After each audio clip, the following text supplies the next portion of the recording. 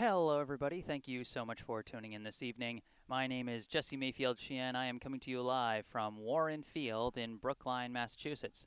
Here to bring you coverage of today's Lou Tompkins All-Star League 17 and under baseball contest. Today we have hosting Brookline taking on the visiting team East Boston. Apologies for the slight delay. I know this game was scheduled to start at about 5:45, as was my stream. But we had a bit of a delay. The couple of East Boston players got kind of lost on their way to the field, so East Boston didn't have enough players to get things underway. But now, as it is, we should be okay to go. So that should be okay. Last time these two teams faced off ended up being quite the thriller.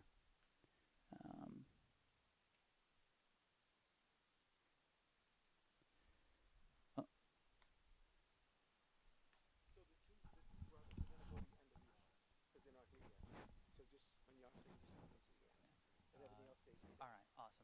Which one's first, John or Nick? John was first. Okay, so John and then Nick at the bottom of the order. Got it. All right, thank you.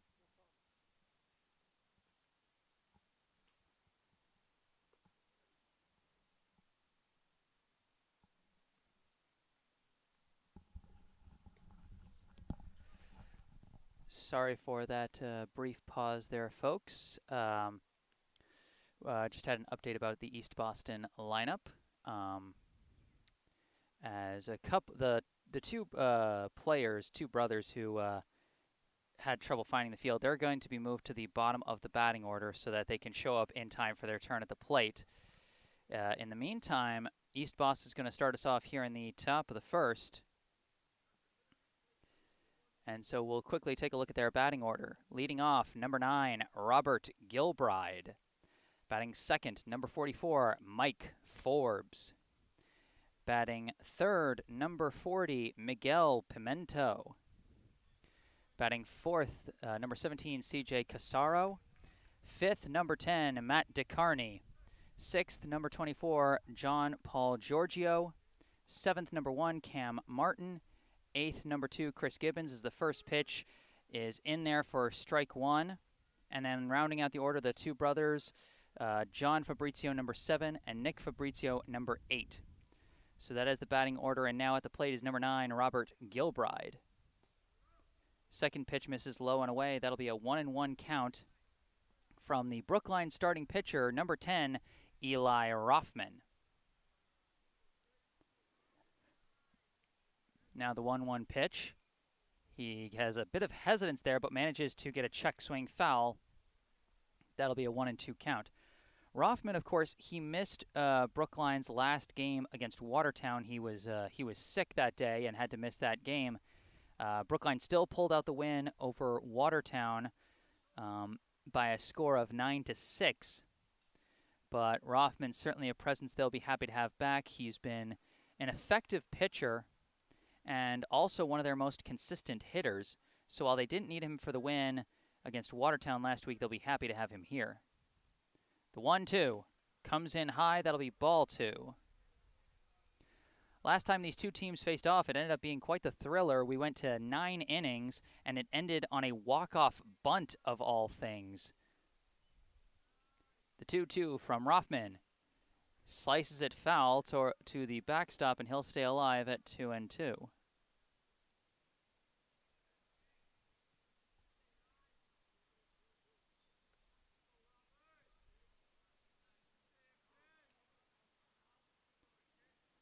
The 2-2 pitch again. Swung on and missed, but the catcher dropped the ball. That's going to be a run. Or no, they're going to say he got a piece of it. So ump says that Gilbride got a piece of that one, and so he'll stay alive. Not quite a strikeout. He was 0 for 4 with a strikeout the last time he faced Brookline's pitchers. Now the 2-2 pitch. He gets contact. A weird bouncer past the pitcher. Picked up by the... No! Juggled by the second baseman.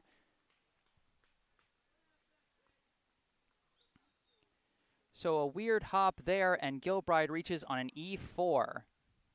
It skipped past Rothman, and the second baseman Donnell O'Neill tried to pick it up, but juggled it, and so Gilbride reaches safely. Nobody out and one on. And now coming to the plate will be number 44, Mike Forbes.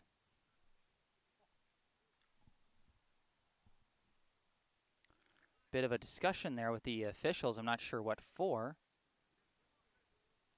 But with Gilbride leading off from first, up comes Forbes. First pitch, in there for strike one. Forbes, the last time these two teams faced off, he went 0 for 3.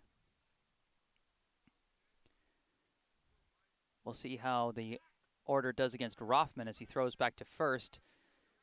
Tries to catch Gilbride, but no dice.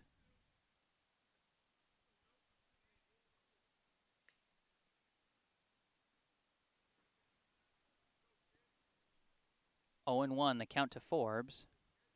Pitch. Misses just outside, ball 1.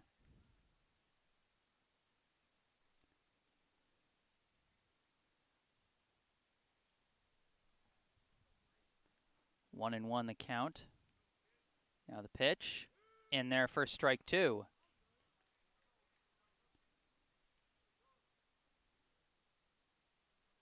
Rothman dealing a number of strikes so far. 1 and 2 the count. Pitch. Gets a piece of it, sends it out to right. It's being tracked out in right field, and a sliding catch made by Conrad Wickman. Good tracking out and right by number 13, Conrad Wickman. And that'll be scored as a simple 9 fly out for the first out of the inning. Now up at the plate, the pitcher for East Boston today, number 40, Miguel Pimento. First pitch, swung on and missed. That'll be strike 1.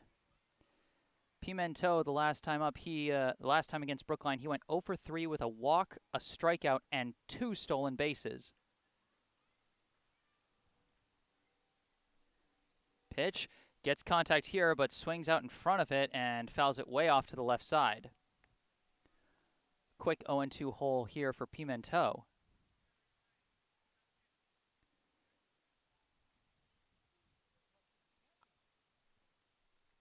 Gilbride leads off from first. 1 out here in the top of the first inning. Pitch. In there for strike 3. Got him with the high heat.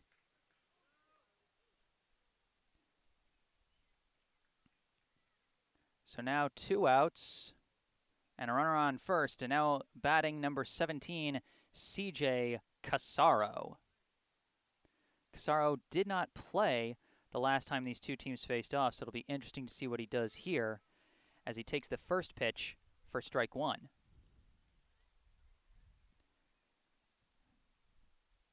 Gilbride still leading off from first. He reached on an error with the leadoff spot, but has been stranded there since, as that pitch is strike 2. Rothman has not thrown a ball in 6 pitches so far. 6 straight strikes. Can he make it 7? Runner goes, and it's fouled over the backstop. Casaro stays alive, and Gilbride will have to trot back to first. If a steal is to be attempted, it will be interesting to see how the Brookline catcher, number 17, Avery Melton, handles that. Throw back to first, and that one was close. If that throw was closer to the runner's side of the bag, that could have been a tag there. Now the runner goes, and it's popped up. It looks like it might stay in fair territory, and just missed.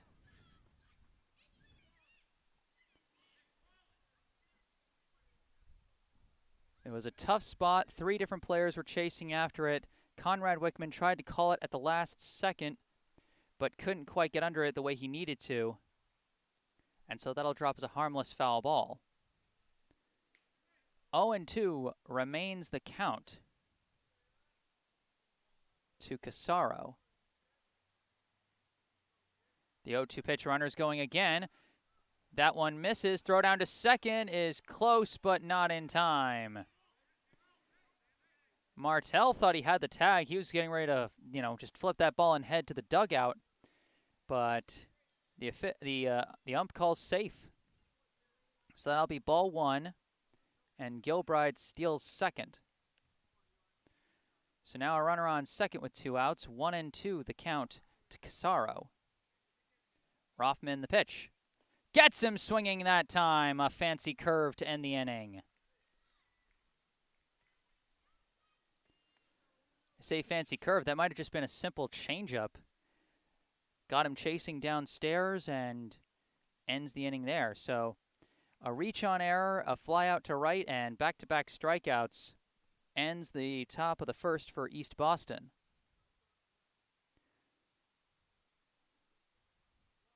Now the Brookline hitter is getting ready to come up, so let's go over the starting lineup for Brookline.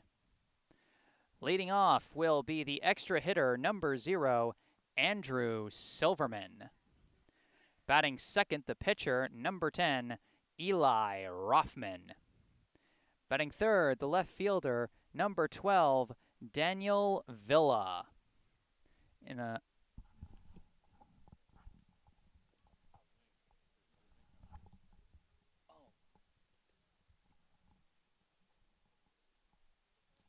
Search my name on YouTube.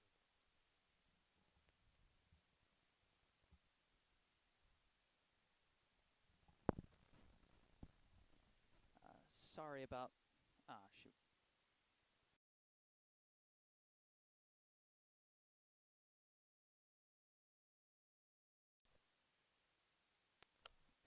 Sorry about that brief technical difficulty there, folks.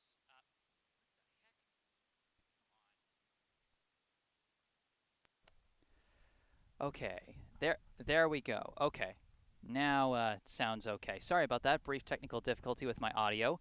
Feel free to let me know in the live chat if any problems arise on your end. But where was I? Yes. Batting cleanup for Brookline will be number 6, the shortstop, Jack Martel. Batting fifth will be the center fielder, number 11, Brage Golding. Batting sixth, the right fielder, number 13, Conrad Wickman. Batting seventh, the third baseman, number 9, Sam Polgreen. Batting eighth, the first baseman, number 7, James Redding. Batting ninth, the catcher, number 17, Avery Melton. And then batting 10th, the second baseman, number 3, Donnell O'Neill. First pitch from Pimento is in there for strike 1 to Silverman.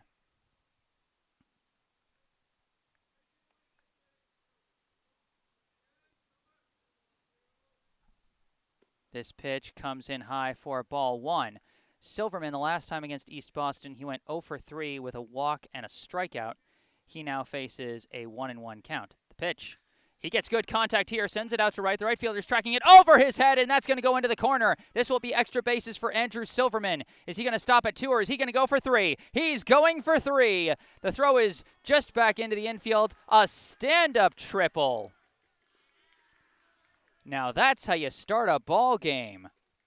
Andrew Silverman with a triple to right field, and already Brookline knocking on the doorstep of the game's first run. Now batting, the pitcher, number 10, Eli Rothman. So Silverman starts the inning off with a bang. Can Rothman provide the second punch to bring him in? Not on this pitch as he fouls it out of play down the first base side. Last time against East Boston, Rothman was 1 for 4. He'll be hoping to get a hit here to bring in his teammate. The 0-1 from Pimento comes in high for ball 1.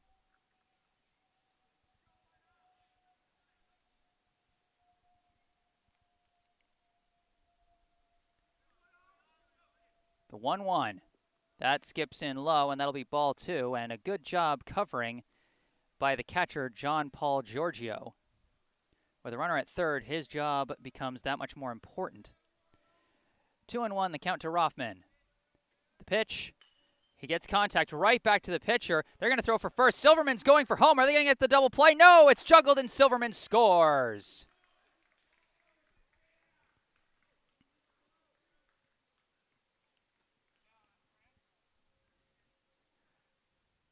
So Andrew Silverman comes in to score the game's first run. Brookline takes the 1-0 lead off the ground out by Eli Rothman. Tough to say whether you'd score that as a throwing error by the first baseman.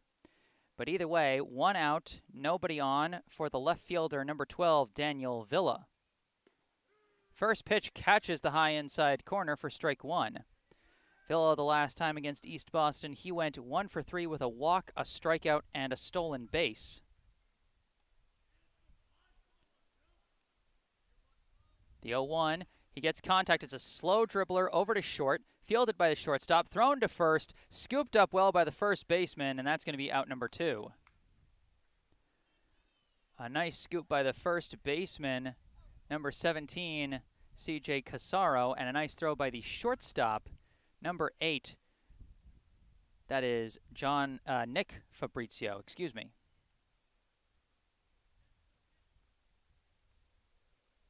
So now with 2 down and nobody on, up comes the shortstop, number 6, Jack Martell. First pitch, and he skies this one into shallow right, being tracked by the right fielder. He dropped it! Martell's going to go for 2!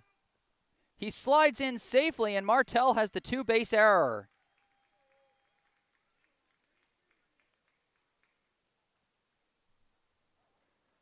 Some costly fielding mistakes for East Boston here in the bottom of the first. And now up with a runner on second and 2 down is the center fielder, number 11, Brage Golding. Pimento delivers, and that's going to be strike 1. Golding, of course, the hero the last time these two faced off. He got the walk-off bunt single that brought in Donnell O'Neill off of a throwing error by the third baseman to end the game. Pitch here, that's in there for strike 2. The final line for Golding was 2 for 4 with 2 steals and a run scored, as he played a part in both of Brookline's runs in that 2-1 win. He gets a piece of it and sends it to the backstop, and the count remains at 0-2. 2 down here in the bottom of the first. Jack Martell stands at second, and Brookline already stands with a 1-0 lead. Andrew Silverman led off with that blast to right field for a stand-up triple, and then Eli Rothman grounded out to the pitcher. It looked like they had a potential double play at the plate, but the throw from first came in low and could not be cleanly grabbed by Giorgio. And so Silverman came in to score the game's first run. Had a bit of a meeting there between the ump and the Brookline manager, John Busey. Back to the action now. The 0-2 from Pimento. Golfed this one. It's high out to left. It's being tracked and caught.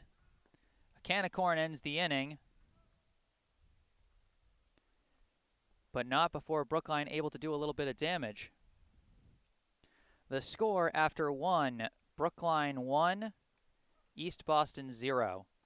I am Jesse Mayfield-Sheehan, bringing you live coverage of this Lou Tompkins All-Star League 17 and under contest between Brookline and East Boston. I'll be back with the second inning of play after a short mute break. Stay tuned.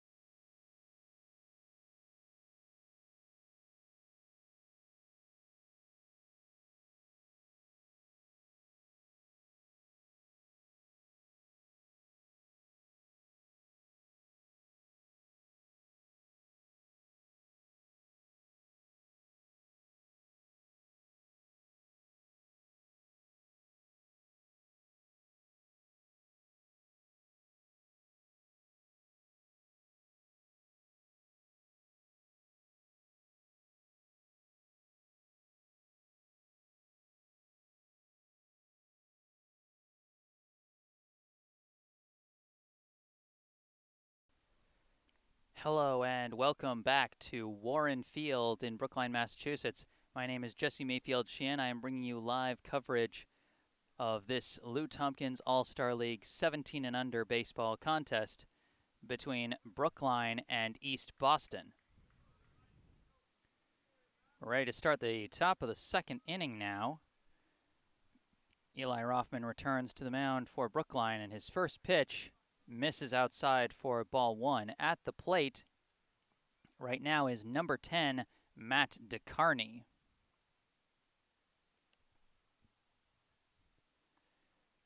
Rothman, the last time he was on the mound was actually his last game. It was a week ago in Brookline's game against Waltham, as this pitch comes in low and inside for ball two.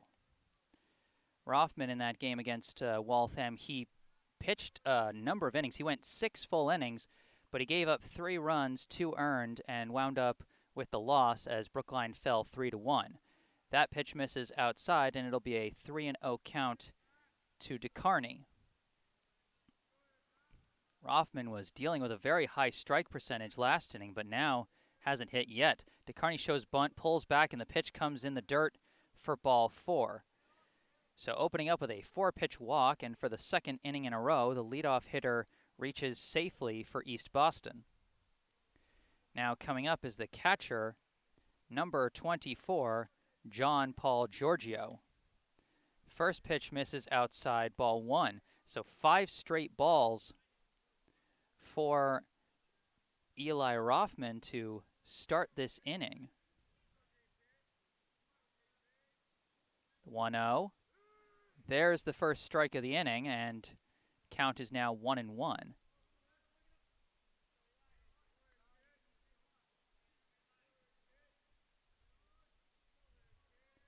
The 1-1. That one misses just outside. That'll be ball 2. Giorgio, his last time against Brookline, he went 0 for 3. 2-1 pitch. Gets contact here right at Redding, and that's going to be a double play.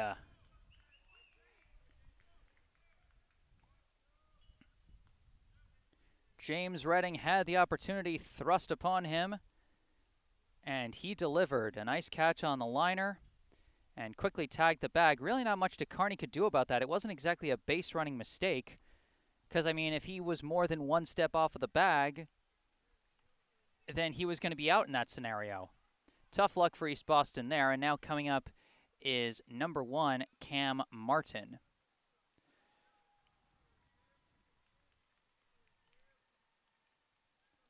Two outs and nobody on after the double play. Swung on and missed, and that'll be strike 1.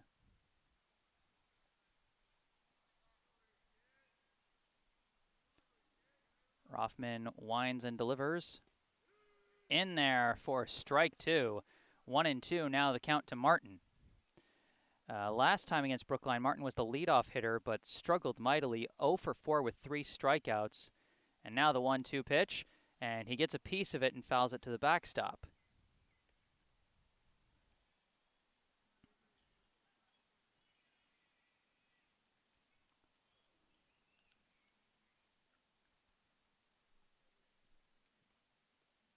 The 1-2 again. This one comes in outside. That'll be ball 2.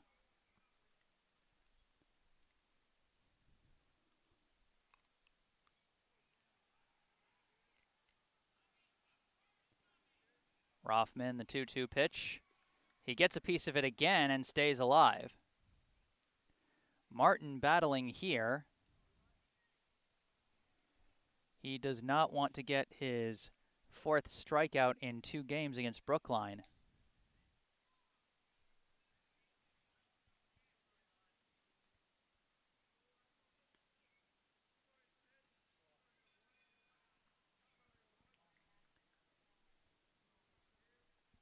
Another 2-2 pitch. That one comes in outside. Count is now full. Cam Martin battling here. A couple of big foul balls have gotten him to a full count now.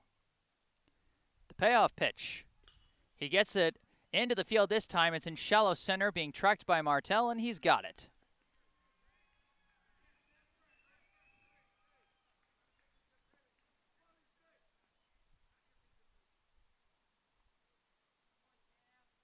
Wait, what? Did he drop it?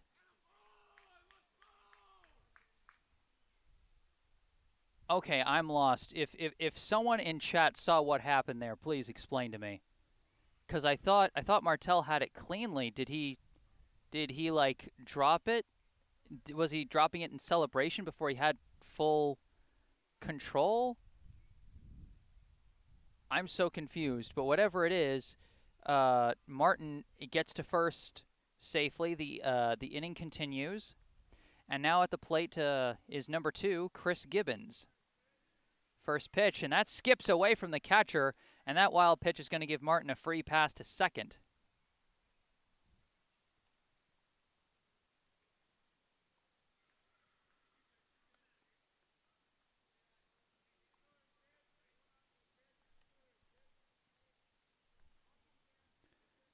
So 1-0 the count to Gibbons, and he shows bunt. It's a pop-up right back to Rothman. No question this time. That will be out number 3.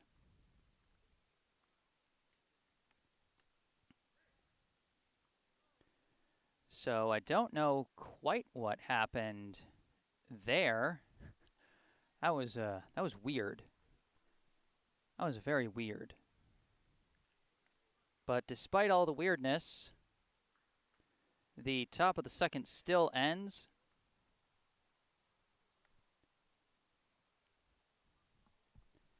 And Brookline maintains a 1-0 lead.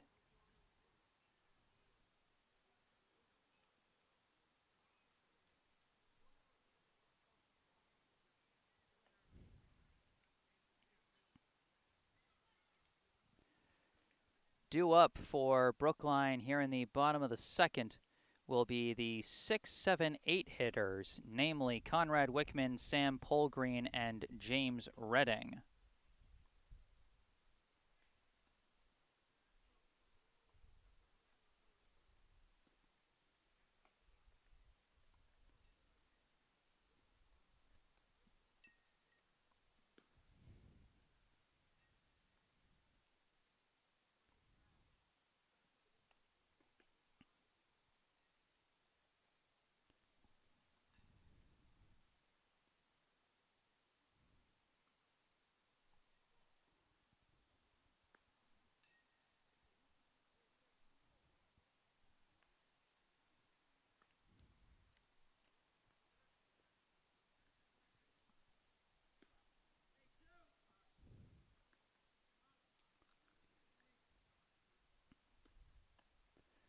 So with the throw down to second,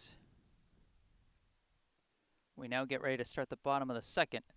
Leading off for Brookline will be the right fielder, number 13, Conrad Wickman. This inning is going to feature a couple of guys who have already had some nice defensive plays.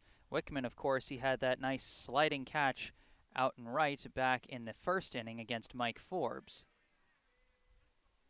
First pitch from Pimento. That catches the low corner. That'll be strike 1. Wickman was a pinch hitter in the last game against East Boston. He drew a walk in his only plate appearance. Now the 0-1. That one skips in low. That's going to be ball 1. Of course, in the last game against Watertown, Wickman was a very fruitful hitter, 2 for 2 with a walk, a steal, 2 runs, and an RBI. This pitch comes in high for ball 2.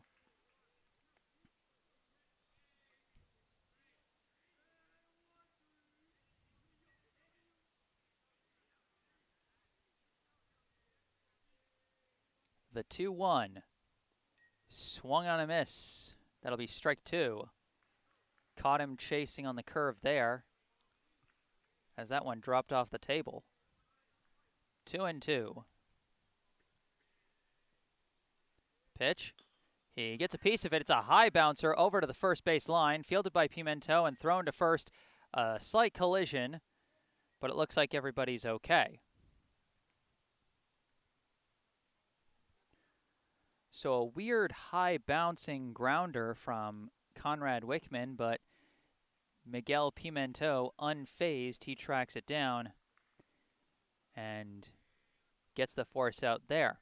Now batting the third baseman, number 9, Sam Polgreen.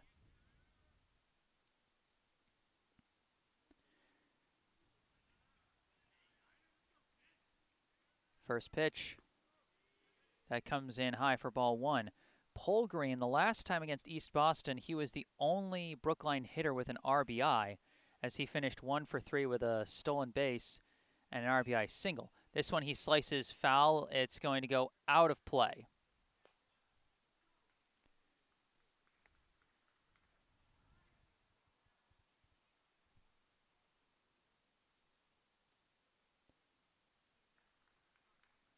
Polgreen in Brookline's most recent game against Watertown, he was 0 for 1 with a hit by pitch and a sac bunt. No real chance for an RBI here, as this one comes in and hits him. They say that got a piece of him, and Polgreen gets the free pass to first on a hit by pitch. So his second straight game with a hit by pitch, and now coming to the plate will be the first baseman, number 7, James Redding. Redding, of course, had the big double play in the top half of the inning over at first base. And the first pitch, he slices to the backstop. That'll be strike 1. Redding has had more than his fair share of struggles at the plate this season. He's been used more primarily for his size at first base, as the 0-1 pitch comes in, and he slices it over the backstop for strike 2. You know, if you've watched, you have noticed a little bit of progress. He's not whiffing as frequently on his pitches, and I'll swear by this. The last game against Watertown, he had really good contact on one ball that looked like it was going to be a clean hit, but just went right into the pitcher's glove. But he goes down on that one. That could have been looking or swinging, but it looked like he couldn't hold his check. So either way, that's going to be out number 2. So now with 2 outs and a runner on first, up comes the catcher, number 17, Avery Melton. First pitch comes in high for ball 1. Melton was 0 for 2 the last time against East Boston, and in last week's win over Watertown, he was 2 for 3 with a steal and a run scored. Throw back to first, and Polgreen trots back. Slightly closer play than if he dove back, but still ultimately harmless. 1-0 the count to Melton. 2 outs and a runner on first here in the bottom of the second. The pitch. Big swing and a miss. That'll be strike 1.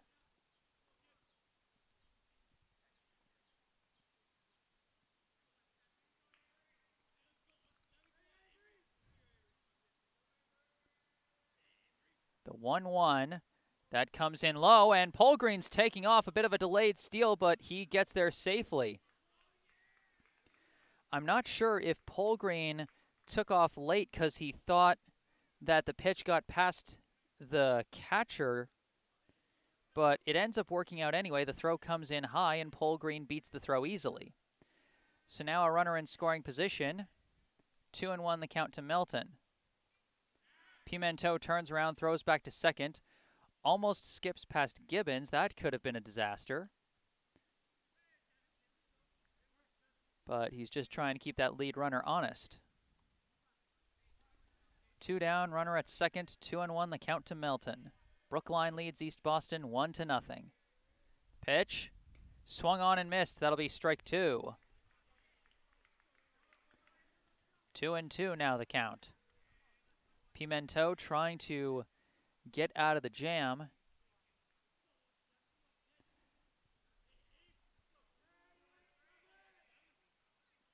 The 2-2 pitch. That one comes in low for ball 3. A close pitch there, but Melton doesn't chase. And so the count is now full.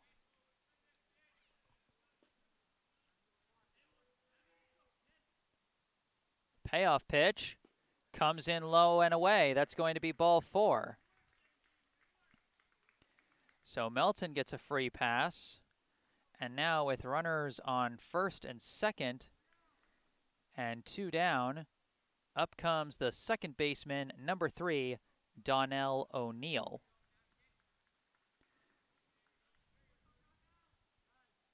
First pitch comes in high for ball 1. Of course, O'Neill, the last game against East Boston, he came in as a pinch runner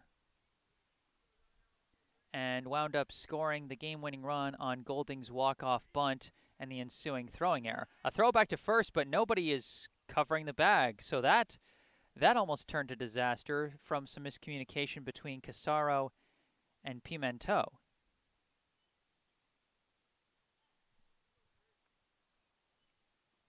Pitch.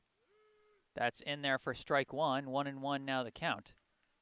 It's actually kind of funny how O'Neill ended up scoring the winning run in that last game against East Boston. He was pinch running for Jack Martell, who reached first on a dropped third strike. That pitch comes in high for ball 2. So really, Brookline won that game because of a strikeout and a bunt. And if that's not just the wildest way to win a game, I don't know what is. 2-1 pitch. That gets away from the catcher. The runners are taking off. Melton stumbles a bit, but too easy to get down after that wild pitch. Runners now at second and third. A 3-1 count to O'Neill.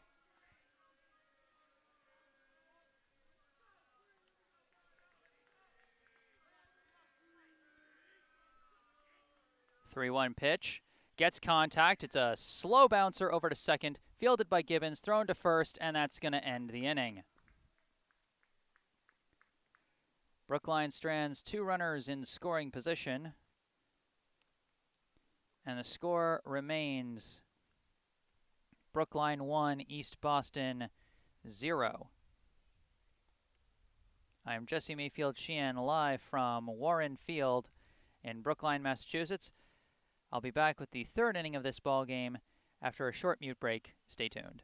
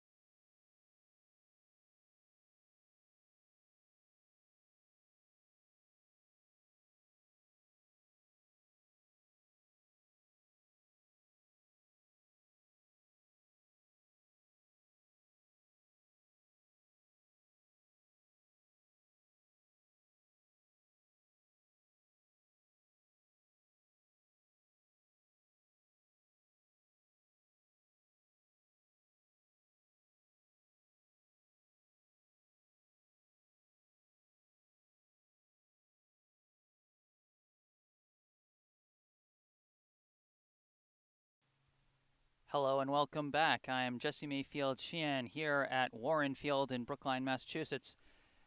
Here to bring you live coverage of this Lou Tompkins All-Star League 17 and under baseball contest between Brookline and East Boston. Getting ready to start the top of the third inning. Leading off for East Boston will be number 7, John Fabrizio. That pitch is in there for strike 1. Fabrizio, his last time against Brookline as this pitch comes in and swung on and missed for strike 2. Last time against Brookline, Fabrizio went 0 for 2 with 2 walks, 2 strikeouts, and a stolen base. Now facing an 0-2 count. And he gets contact over the first baseman's head and into right field, a clean single.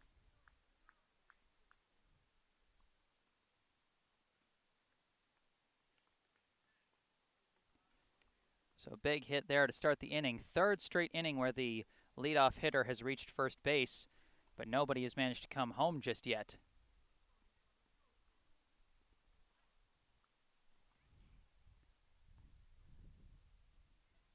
So that's the first hit of the day, I believe, for East Boston. As now coming up is the shortstop, number 8, Nick Fabrizio. Pitch, good contact here, but right at the shortstop. This is going to be another double play. Deja vu. For the second straight inning, we have a pickoff at first base for a double play off of a liner.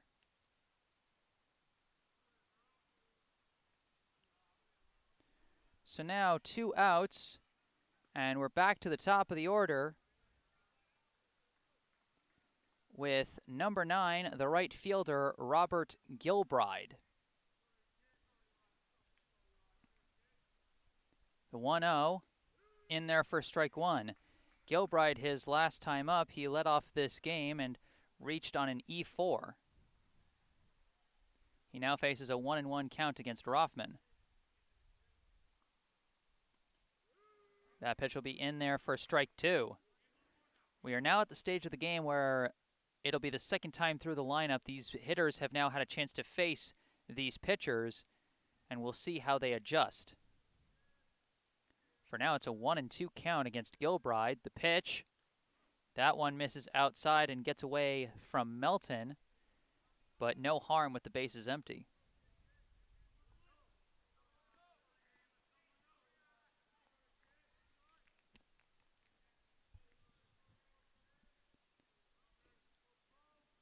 The 2-2 pitch. He slices this one foul down the first base side, and he'll stay alive here.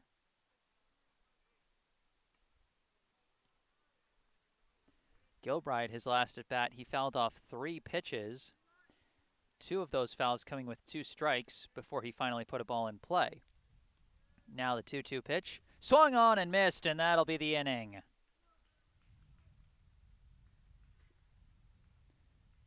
We are through 2.5 here at Warren Field. The score, Brookline 1, East Boston 0. And it'll be the top of the order coming up for Brookline.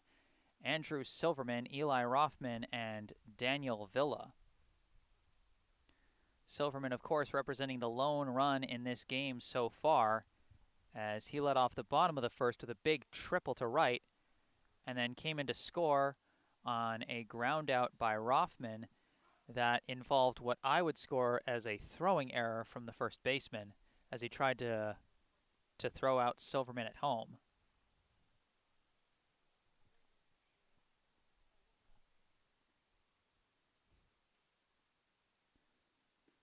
Of course, Silverman's triple also represents the only hit from Brookline thus far against Pimento, who, despite trailing, has actually been quite effective in holding off the Brookline offense thus far. 1 hit, 1 walk, and 1 hit by pitch are all he's given up in terms of base runners, well, that and a 2-base error by the right fielder.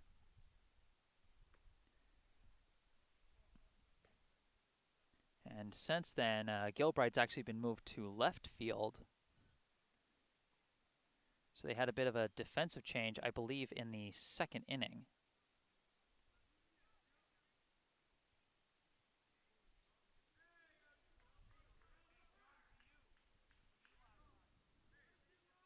Leading off here in the bottom of the third, the extra hitter, number 0, Andrew Silverman. First pitch comes in low for ball 1.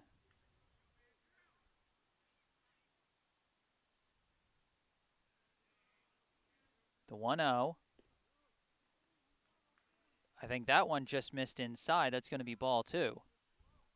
So a hitter's count early to Silverman. The 2-0. That misses outside. That's going to be ball 3. When a guy smacks a triple out to right field against you the first time you face him, that might make you a little bit antsy as a pitcher. And we're seeing it here with a 3-0 count. and make that a 4-pitch walk, as that one comes in over Silverman's head, and he gets the free pass. So Silverman, a productive day at the plate thus far. And now coming in, helping to move him along, is the pitcher, number 10, Eli Rothman. Last time up, he grounded out to the pitcher, and it was close to a double play, but a throwing error allowed Silverman to come in. Pimento, the pitch, and that one skips, and it's lost track of by the catcher, and Silverman steals second. Hard to call that a wild pitch or a passed ball, but either way, Silverman now into scoring position.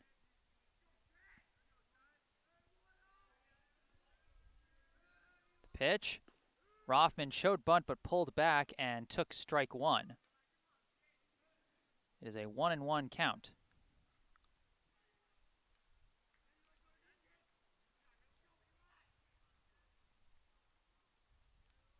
The 1-1. He gets contact. It's a slow dribbler. Back to the pitcher again. Thrown to first for Rothman's second consecutive 1-3 ground out, but he does move the runner. Silverman advances to third. So now with one out and a runner on third, up comes the left fielder, number 12, Daniel Villa. Villa, his last time up, he grounded out to short. Now the infield being pulled in to try and keep tabs on Silverman.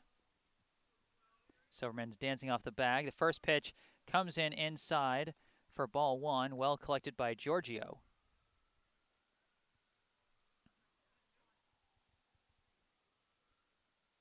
They got to be careful. A wild pitch could spell disaster. Silverman, a very aggressive base runner. The 1-0. He gets contact here, and that's going to get through the gap.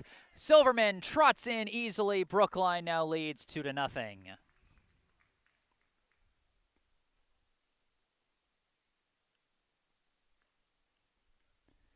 Silverman, his second run of the day. This one off a nice RBI hit by Daniel Villa.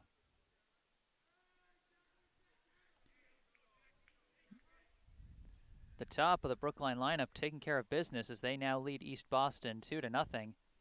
And up at the plate now, the shortstop, number 6, Jack Martell.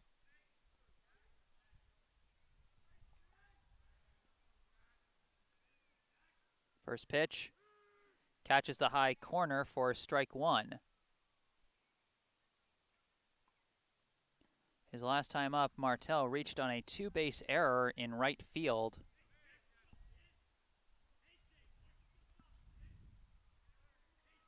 And now Villa taking off, and it's fouled off of Martell's body, and so Villa will have to go back to first.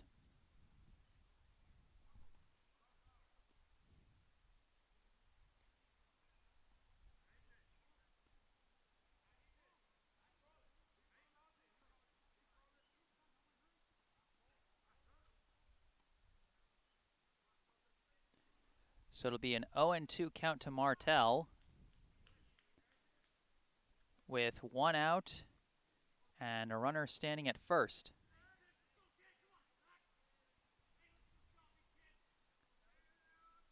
Villa taking off again. This pitch comes in high for a ball. Villa down to second. Slides in safely.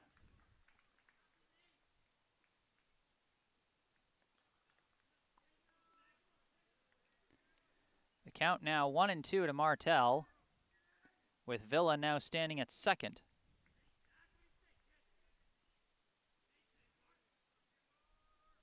The 1-2, swung on and missed, and that'll be strike three.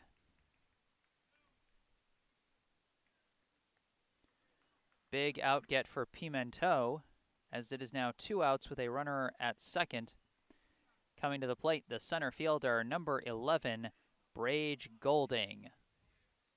Golding, his last time up, he flew out to left to end the first.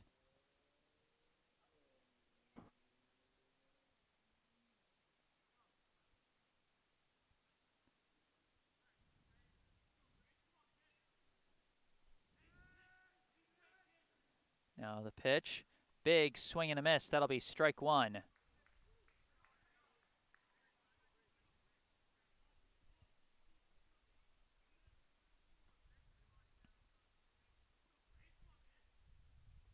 The 0-1.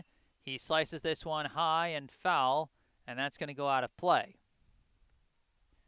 So a quick 0-2 hole for Brage Golding. Same thing happened his last time up.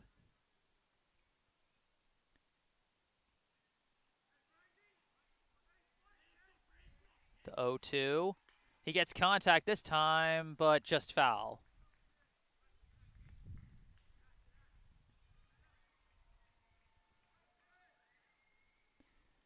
Still 0-2, the count to Golding, who, like I said, was the hero in the last game against East Boston and played a big offensive role in the last game against Watertown. He was 2 for 4 with a double, a steal, 2 runs, and an RBI. Pitch. He gets contact here. He golfs it. It's going to be shallow center, tracked by a couple fielders. No one's got it! Martell is going to score, and nobody's covering second.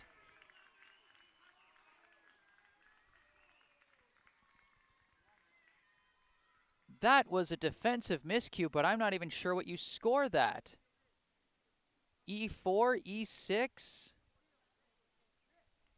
Do you just call it a hit?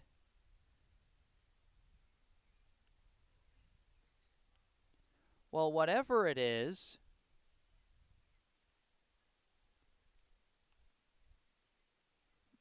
Martell comes in to score Brookline's third run, and Golding all but gets a free pass to second as nobody was covering it. I mean, how would you expect that ball to drop safely? Nobody needed to cover the bag. That was supposed to be the third out.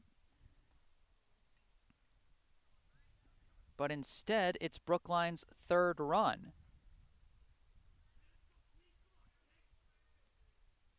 So now coming to the plate is the right fielder, number 13, Conrad Wickman. First pitch is a big swing and a miss. Wickman, his last time up, he led off the second inning with a ground out back to the pitcher. Or rather, down the first base line, and it was chased down by Pimento. The 0-1. That one catches the low corner, but gets away from the catcher, and Golding trots down to third.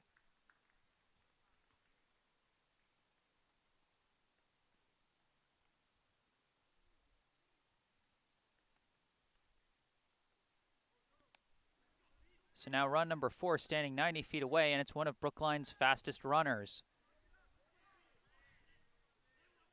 0-2 the count to Wickman. The pitch. That one misses outside and well collected by Giorgio. If that got past him, that was going to be run number 4. Instead, a harmless 1-2 count to Wickman.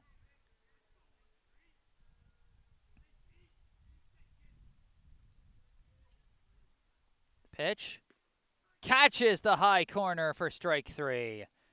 Nice subtle late curve on the pitch from Miguel Pimento. And that ends the third inning, but not before Brookline able to do some more damage and extend their lead. A leadoff walk by Silverman. A wild pitch or passed ball, or maybe just a clean steal by Silverman, got him to second. Then a ground out by Rothman sent Silverman to third. Daniel Villa came through with the RBI single through the left gap to make it 2-0. Then after a strikeout by Martell, Brage Golding reached on a pop-up to shallow center that nobody got under. I really don't know how you would score that one. I might have to check that later.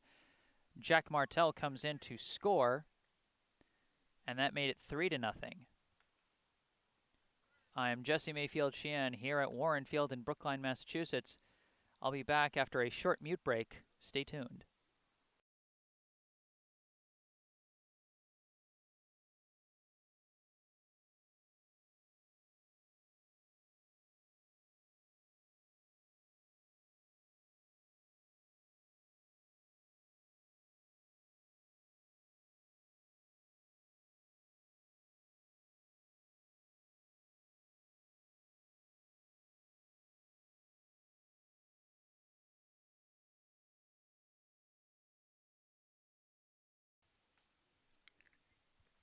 Welcome back. Short break, that one. I am Jesse Mayfield-Sheehan, here live at Warren Field in Brookline, Massachusetts, bringing you coverage of this Lou Tompkins All-Star League 17 and under baseball contest. Brookline and East Boston facing off, and Brookline coming off a fruitful third inning that extended their lead from 1-0 to 3-0. And due up first for East Boston here in the top of the fourth will be the third baseman, number 44, Mike Forbes. Forbes was the starting pitcher the last time these two teams faced off. He pitched 4 innings, gave up 1 unearned run on 2 hits, a walk, and 2 strikeouts. But here he's just playing in the field, as the first pitch comes in low and inside for ball 1. His last time up back in the top of the first, he flew out to right, a nice sliding catch made by Conrad Wickman. Now the 1-0 pitch, and he sends it back out to right. Wickman's tracking it again, and no, that's Declan Tracy. Declan Tracy almost mispositioned himself, but he managed to turn around and make a nice jumping catch.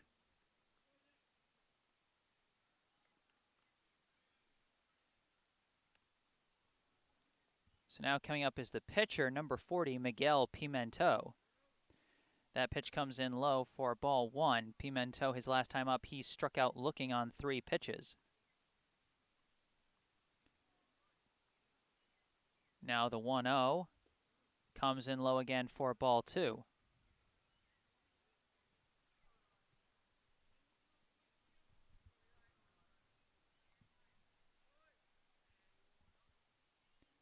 Pitch swung on and missed. That'll be strike 1.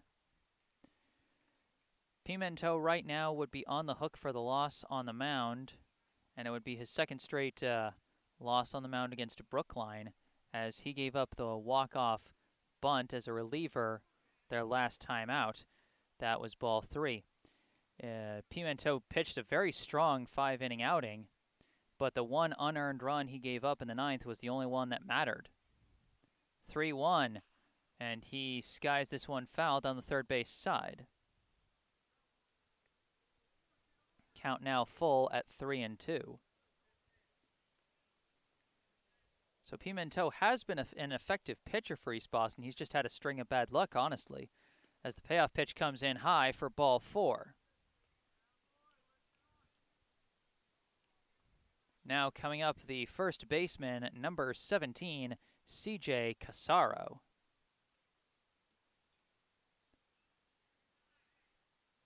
Casaro, his last time up, he struck out swinging to end the top of the first. This pitch comes in high for ball 1. You can see Pimento dancing off the bags. He can be pretty dangerous on the bags. He got 2 stolen bases, went all the way from first to third last game. He's very good at reading the pitcher's motions as that pitch comes in for ball 2. As you can see, he knows when to jump off the bag. He's a very smart base runner.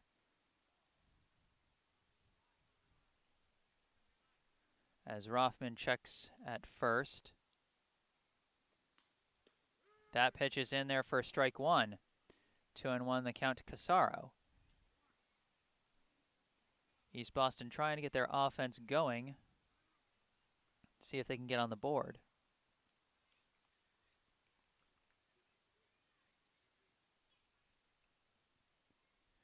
We've had a few instances like this where I'm not sure what the ump is laying down those bats for. I'm not sure what he's measuring. Is he making sure that the batters are in the batter's box? Is the chalk lines of the batter's box just not there, maybe? I don't know. This is just pure speculation at this point.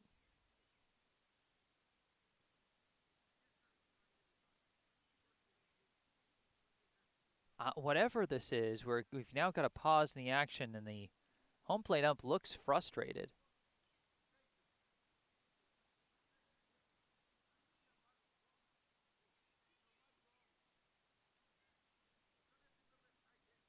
I mean, I really don't know what's going on. I mean, you guys know, if you followed my channel, you know I've broadcasted tons of games here at Warren Field. I've never seen this. I don't know what's happening. I don't know what the ump is trying to figure out. I don't know what the issue is. Whatever it is, it seems to be resolved for now. The 2-1 pitch to Casaro, swung on and missed, and now a throw down to first. Pimento gets back safely, and that was a dangerous throw by Melton. If it was someone shorter than James Redding, that would have sailed out into right field and could have made things kind of interesting there. 2-2, the count, and he gets a bit of a check swing. He gets the grounder, thrown to second for one, on to first, not in time, and the throw gets away, but Casaro does not advance. The first base coach for East Boston wants runner interference as Casaro kind of tripped over one of the many Brookline fielders who were in the vicinity of first base there. But nothing doing. It's just going to be a 3-6 fielder's choice. And Pimento is out at second.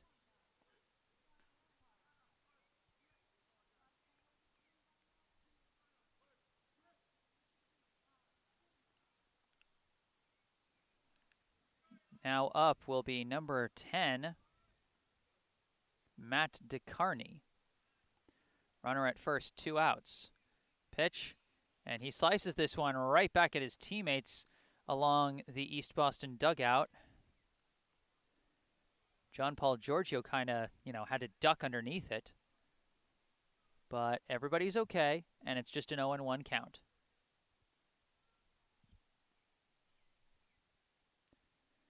The 0-1 hits a hard grounder, juggled by O'Neill, but recovered and tossed easily to first, and that'll be out number 3.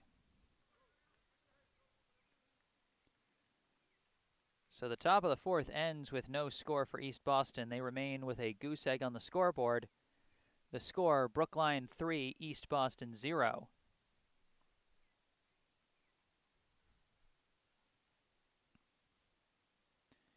Heading into the bottom of the 4th, due up for Brookline will be the 7, 8, 9 hitters. That will be Sam Polgreen, James Redding, and Avery Melton.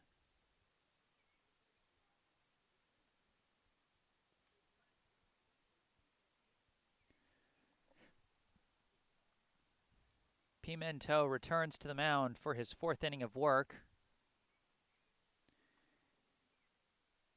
He's given up 3 runs, but I know that at least one of them is unearned. I'm almost certain. I mean, there's been a couple of, borderline plays where, the guy taking the stats has to make a bit of a judgment call. But definitely feels like at least 1, if not 2 of these runs came in off of defensive mistakes.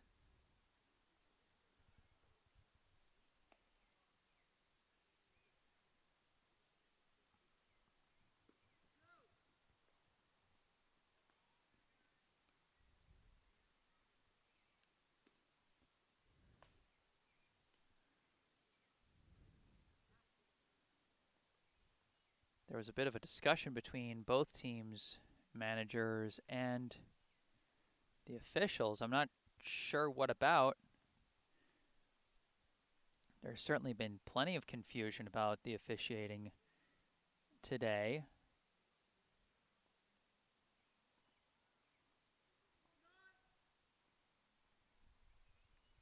I mean, I've said it before. I will never advocate, yelling at or belittling the officials in any sport, in any game. That doesn't mean they're not going to befuddle me every once in a while. First pitch to Polgreen, and he pops it up into shallow right. Tough spot, drops in. Polgreen leads off with a bloop single to shallow right. And the leadoff runner is on base here in the bottom of the 4th. We've got a pinch hitter now for Brookline. Batting for Redding is going to be number 21, Justin Liu.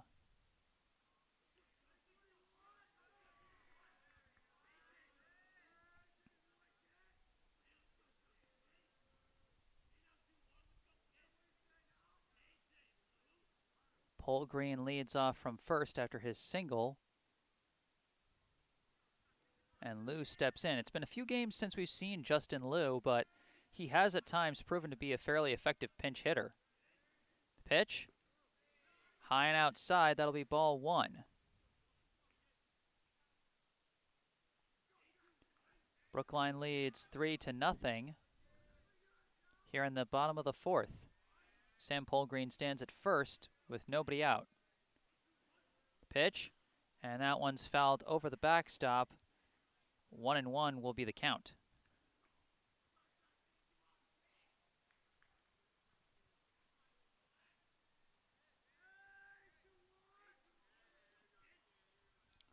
Pimento sets. The 1-1 pitch. Big swing and a miss. That'll be strike 2.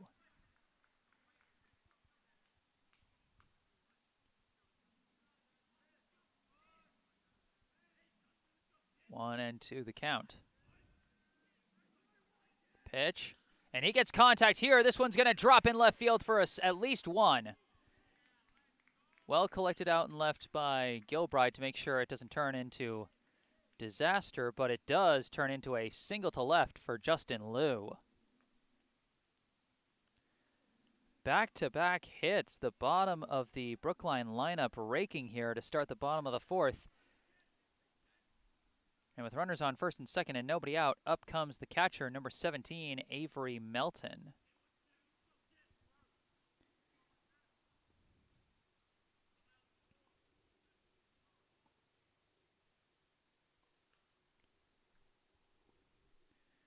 Melton, his last time up, he drew a walk. If he's able to draw another and load the bases here, that could be really dangerous.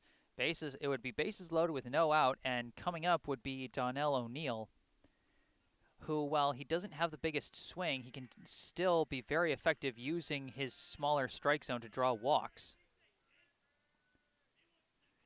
Pitch. Melton goes for a bunt down the first base line, taken by Pimento, juggled a bit, but thrown to first. The sacrifice bunt is successful.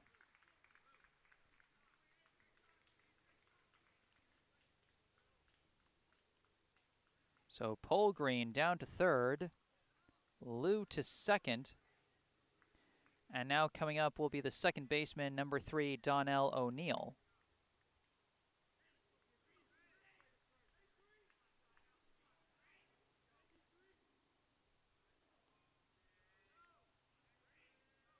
First pitch, catches the low corner for strike 1.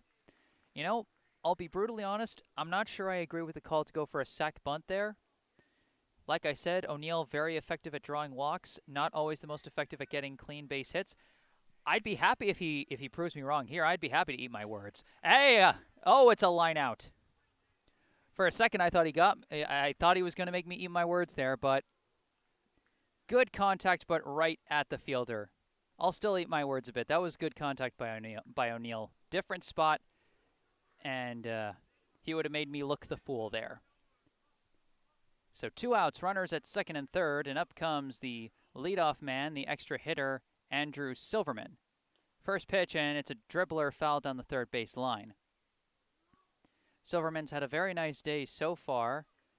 He is 1 for 1 with a triple and a walk and 2 runs scored.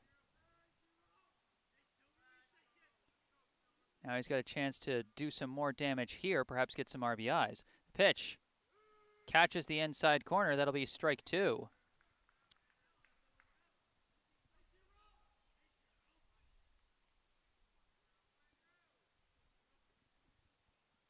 The 0-2 pitch. That one comes in low and inside. That'll be ball 1. Sam Polgreen stands at third. Justin Liu at second. 2 outs here in the bottom of the 4th. Brookline trying to extend on their 3-0 lead. The pitch. Swung on and missed, and that'll end the inning. Silverman goes down on strikes. Pimento, good work to get out of the jam. We are through 4 here at Warren Field in Brookline, Massachusetts. The score after 4, Brookline 3, East Boston 0. I am Jesse Mayfield-Sheehan, and I'll be back after a short mute break. Stay tuned.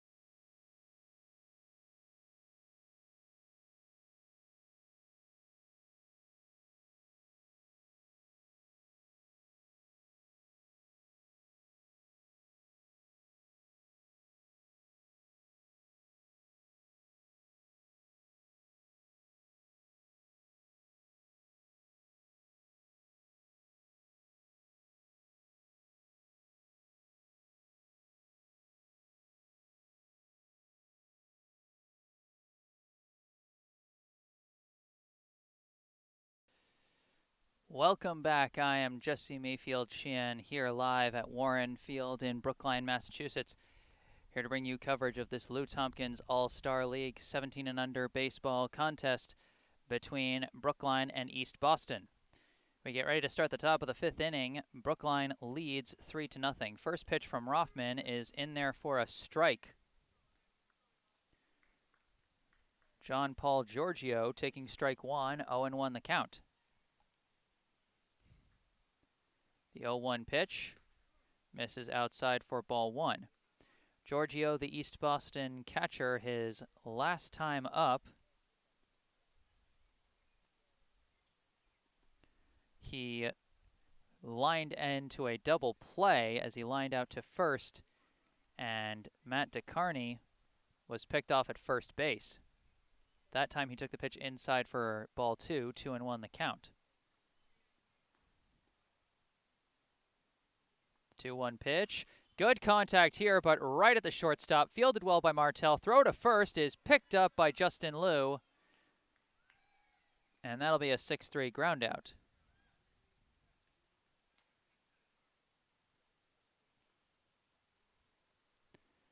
So one out and nobody on, and up comes number one, the center fielder, Cam Martin.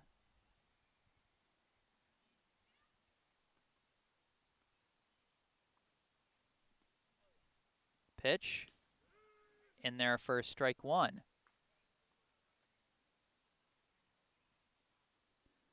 Martin, his last time up, I thought he had popped out to short, but they gave him first base. I'm still not sure what happened on that play, but on this pitch he swings and misses for strike two.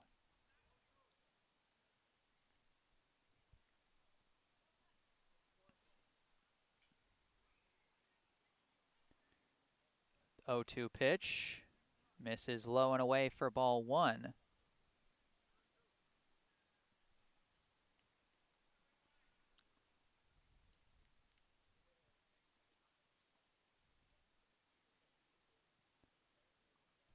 This pitch, it's a slow bouncer, fielded by O'Neill, tossed to first. That'll be out number two.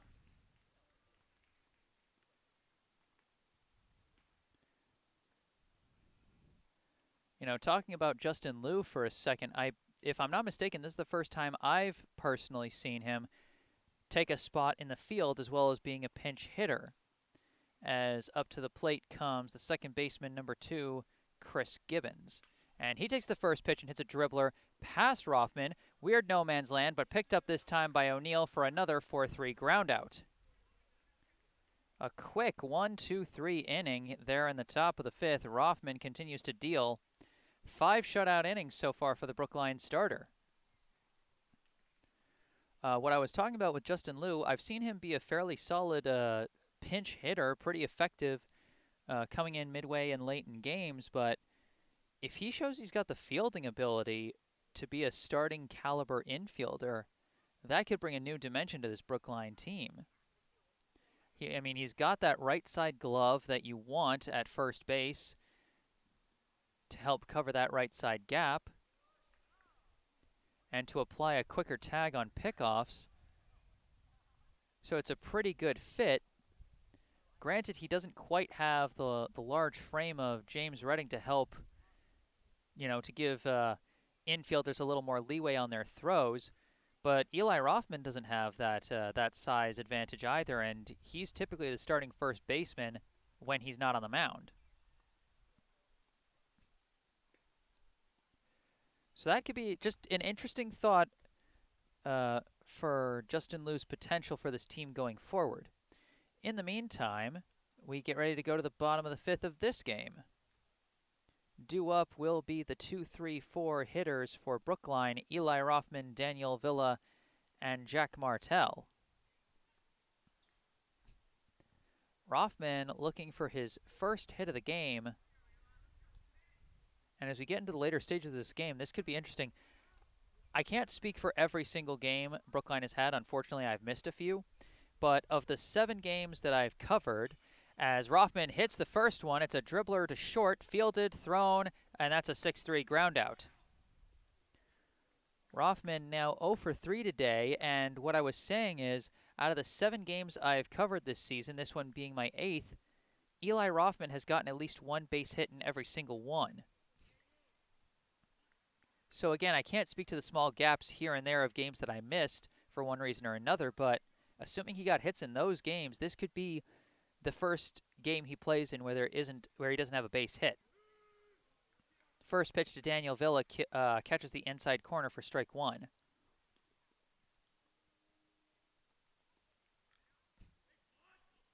The 0-1 gets contact, but right back to Pimento. The 1-3 ground out is out number 2. 3 pitches and already 2 outs, as it looks like the 5th inning is going to be a quick inning on both sides, unless Jack Martell has anything to say about it. Martell, his last time up, he struck out swinging in the bottom of the 3rd. Before that, he had a 2-base error in the bottom of the 1st. This pitch skips in the dirt for ball 1.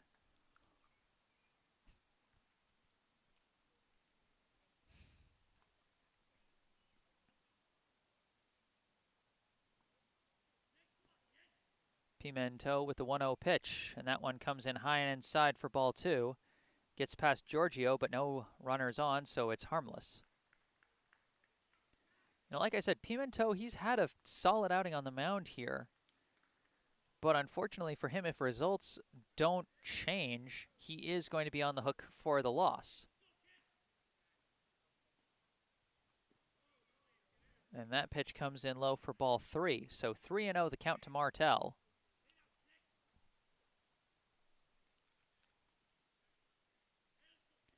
He's faced as many 2 pitches as the first 2 batters of this inning combined. And that pitch misses high and inside. That's going to be a 4-pitch walk to Martell. Now up, the center fielder, number 11, Brage Golding.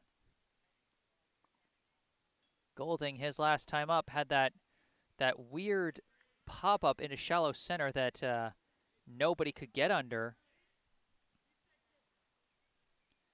And that brought in Martell for the most recent of Brookline's 3 runs. This time he shows bunt, slices it into the air and off the backstop. That'll be strike 1.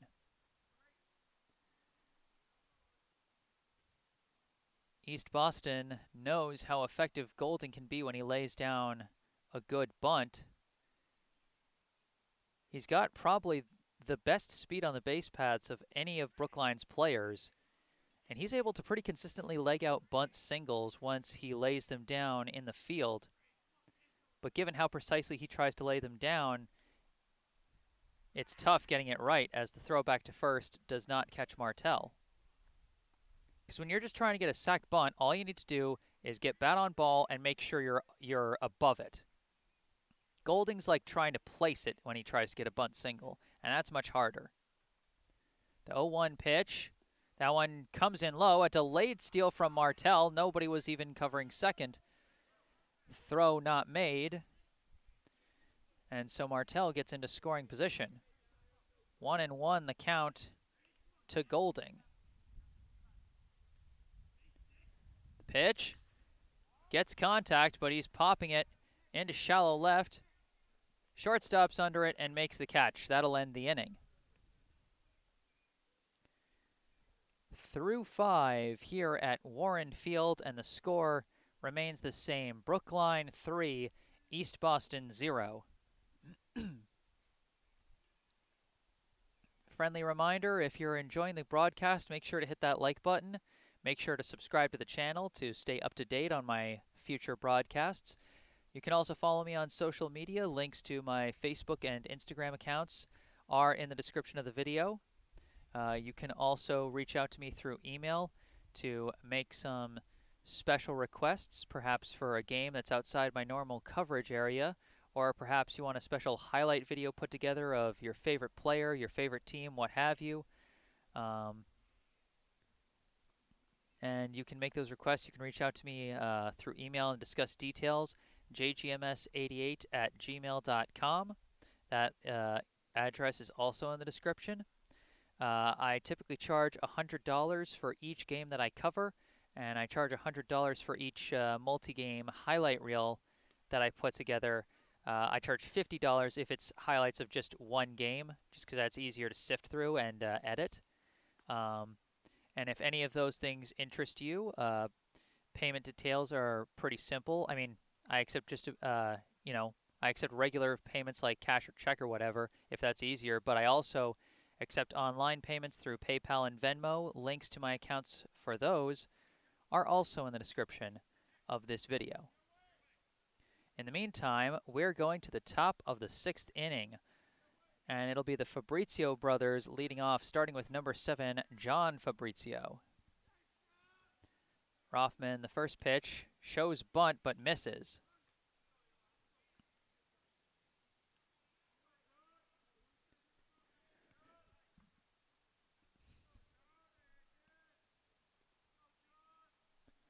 The 0-1 starts to show bunt, but pulls back. That one comes in low for ball 1.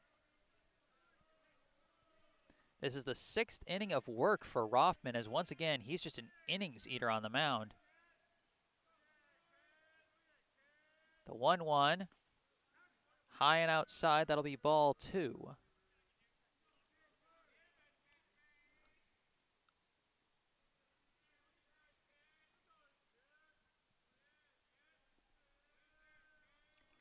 Pitch, and this one is sliced high. Looks like it's going to stay in play. O'Neill calls for it and barely catches it. Everyone gets a brief moment of panic there as O'Neill almost lost track of that pop fly, but ultimately collects it for out number 1. Now coming to the plate will be number 8, Nick Fabrizio. 1 out, nobody on.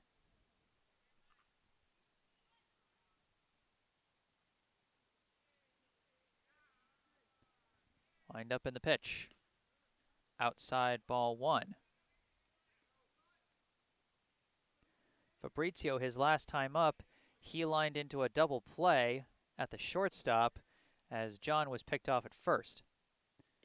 This pitch in there for strike 1.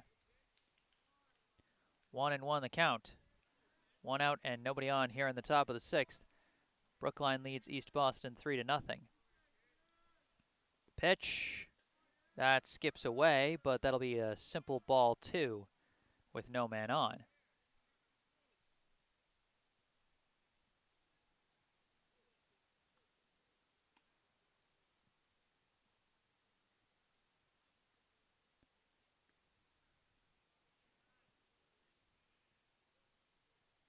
Brookline has been very productive defensively behind Rothman here today.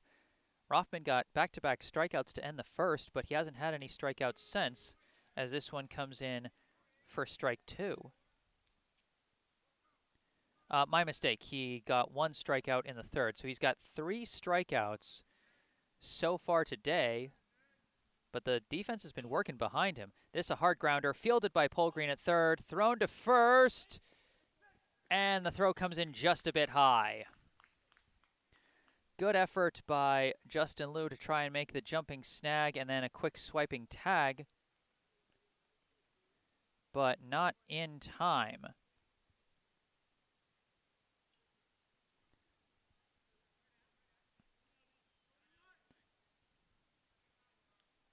We talked about the defensive benefits of a guy like James Redding at first base.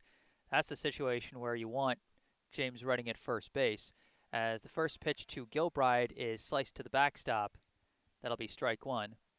Of course, that doesn't take anything away from how well Justin Liu has been playing first since coming in. He's had, some throws that aren't necessarily gimmies. He's had a few gimme throws, but some that he really had to work for, and he's done well to collect them, as that pitch comes in low for ball 1.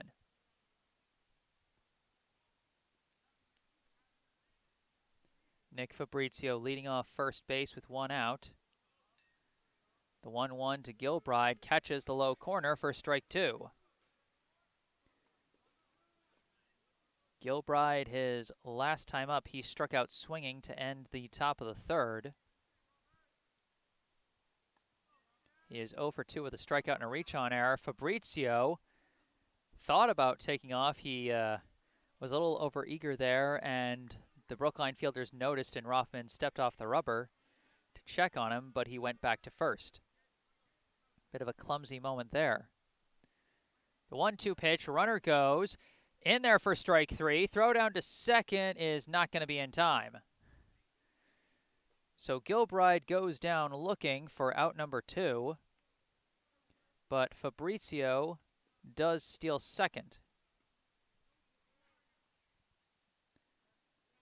Now up with 2 outs and a runner on second is number 44, Mike Forbes.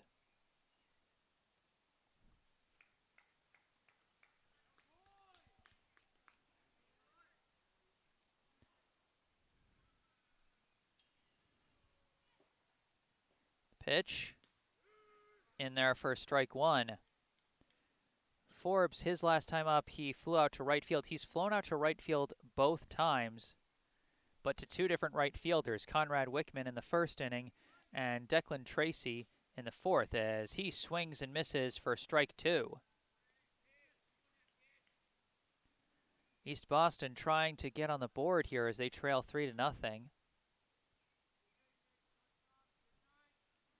Pitch. This one sliced to the backstop, and Forbes stays alive.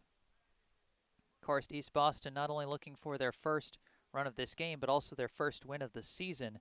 They come in with an 0-8-1 record, while Brookline enters at either 8-2 or 9-2. The runner goes as the pitch comes in low for ball 1, and Fabrizio steals third. So East Boston aggressive on the paths, and it's now a 1-2 count to Forbes. The pitch. He gets good contact out here. It's being sent out to right. Tracy on his horse. He's not going to get it. That's going to go for extra bases and bring in a run. Forbes running down to second. He's going to turn the corner and head for third, and they're not going to get to him in time. That's a stand-up triple for Mike Forbes.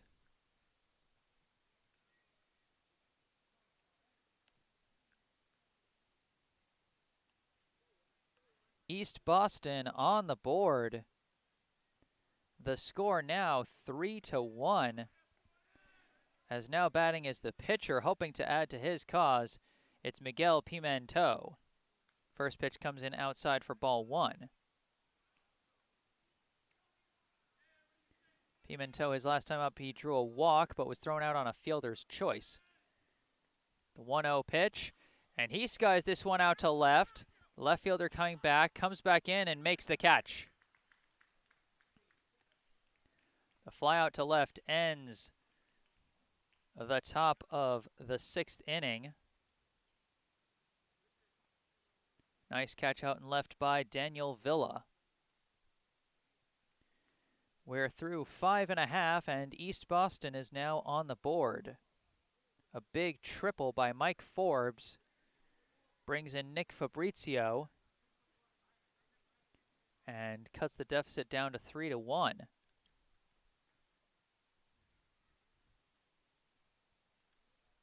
It'll be interesting to see if they bring Eli Rothman back out for a 7th inning of work. Like I said, he's been an absolute innings eater this game.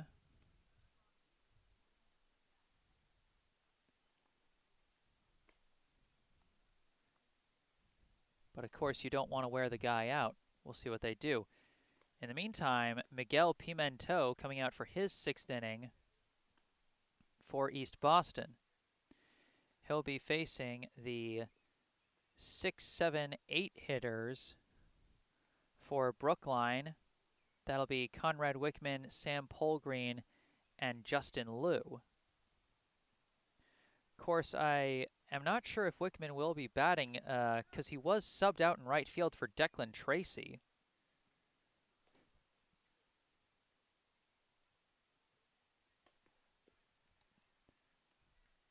And indeed, I think this is Declan Tracy coming to the plate.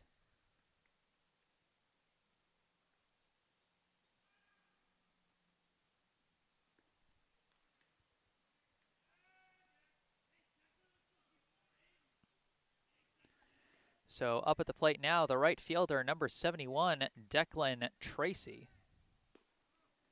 First pitch misses outside, ball 1. You know, I mentioned earlier how Donnell O'Neill, one of the smaller strike zones, has his own ways of getting on base through walks and such. Same thing for Tracy, although he bloops this one. One hopper to short and not collected. Declan Tracy with the, I would score it an infield single. The shortstop was trying to barehand that, but I think the reason he was trying to barehand it is because Tracy's got wheels. And he was trying to beat him to the bag off that weird slow one hopper. However you score it,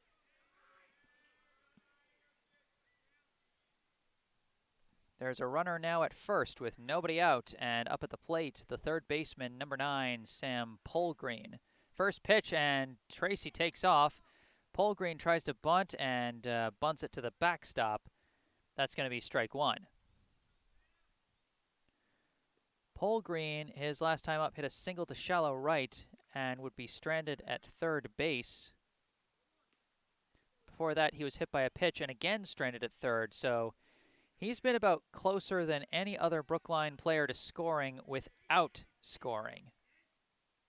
Pitch. Contact here, a bouncer past the third baseman, collected by the shortstop, but that's going to be a reach on error for Sam Polgreen. He has now reached base safely in each of his 3 plate appearances.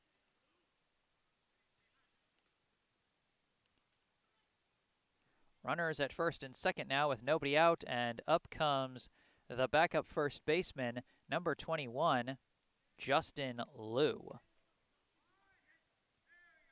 Liu, his last time up, he singled to left as a pinch hitter for James Redding, who is now taken over for him completely. He shows bunt and gets a piece of it. That's going to be strike 1.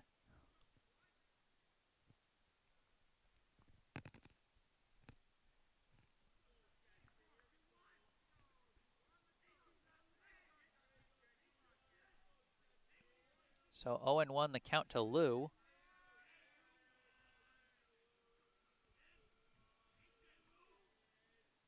Pitch. That one misses outside for ball 1. Sam Polgreen stands at first, Declan Tracy at second.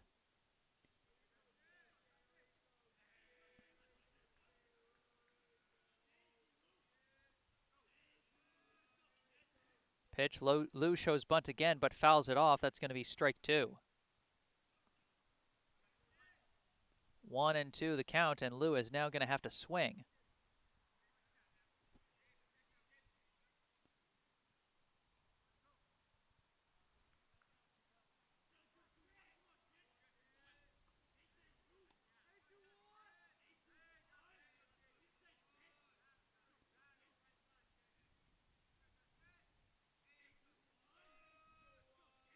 Pimento checks the 1-2 pitch. Gets contact. It's a slow roller to first. Taken by Casaro. Takes it unassisted. And he didn't get the sac bunt, but he effectively got the sac play there. Polgreen now to second. And Tracy to third. 1 out, and up comes the catcher, number 17, Avery Melton. Although we might, are we having a substitution? Not sure what's going on here. There's going to be a slight meeting. And it looks like we're going to be seeing number 15, Nathan Toretsky.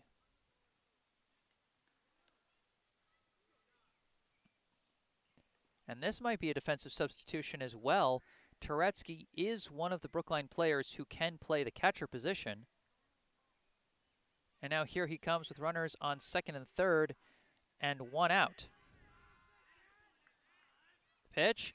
He skies the first pitch out to center field. Caught out in center. Runner tags. Going for home. This will be close, and he's going to be caught. A double play. Great catch and throw by Cam Martin out in center field. This is the second time, the second time in as many games that Cam Martin has thrown out a runner at home on an attempted sac fly to center. He did the exact same thing the last time these two teams met up. And that's amazing. I mean, Declan Tracy is no slouch on the base paths.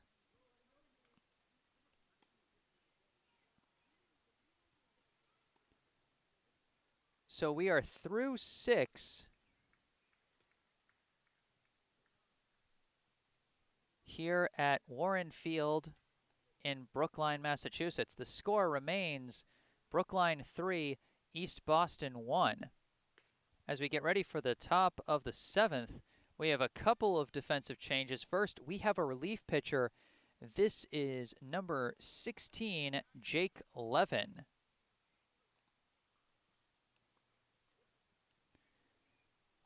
Rothman moves to first base, taking over for Justin Liu, who is sent out to right field.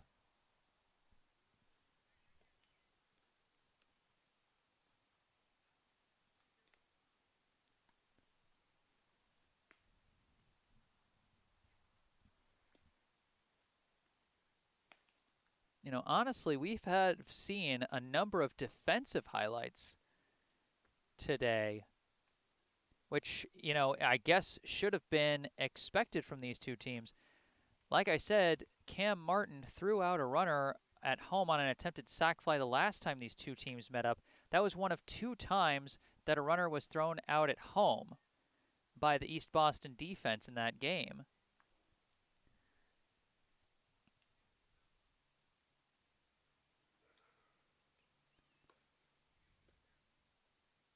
Meanwhile, today, like I said, we got that pickoff double play. Brookline has had 2 double plays on line drives in the field. They had the nice sliding catch by Conrad Wickman.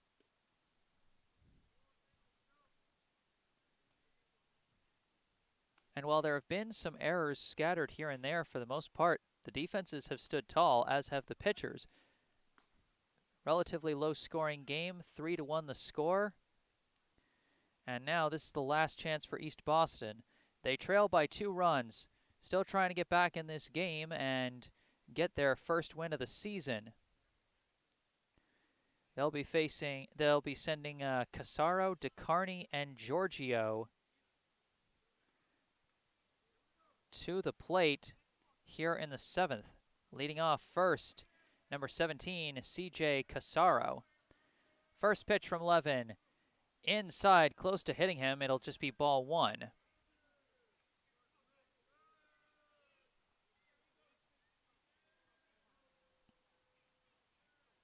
The 1-0 pitch.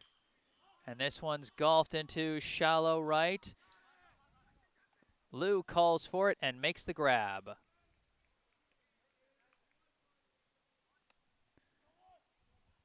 Donnell O'Neill was underneath it, but you want your outfielder going for a ball like that if he can get to it.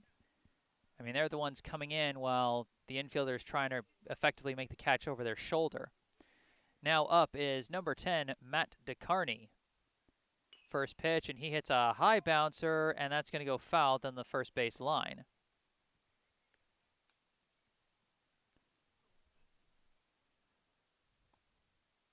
Dicarni, his last time up, grounded out to second to end the top of the fourth. He's now got an 0-1 count. Pitch. That one skips in for ball one.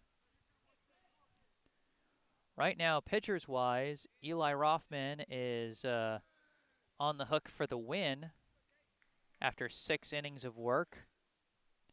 Miguel Pimento would get the loss for East Boston, and Jake Levin currently with a save opportunity. Pitch, and this one is sliced. And that's going to be a foul ball into the tennis courts for strike 2. One of the perils of playing tennis in the evening here at Warren Field. You got a baseball game right next door that could send a foul ball your way. Fortunately, it didn't hit anybody, so that's all good. The 1-2 pitch. Swung on and missed, but it gets away from the catcher. This is going to be a play down at first, picked up by Melton, thrown to first, and that will be out number 2. A lucky bounce.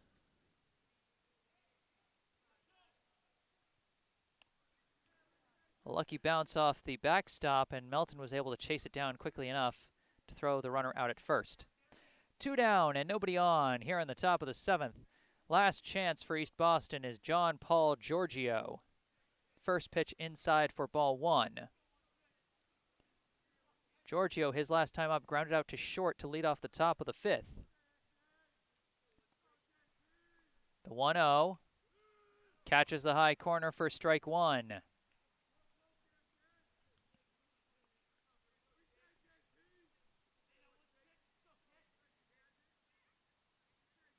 The 1-1 pitch. Swings and misses. That'll be strike 2. 1-2 the count.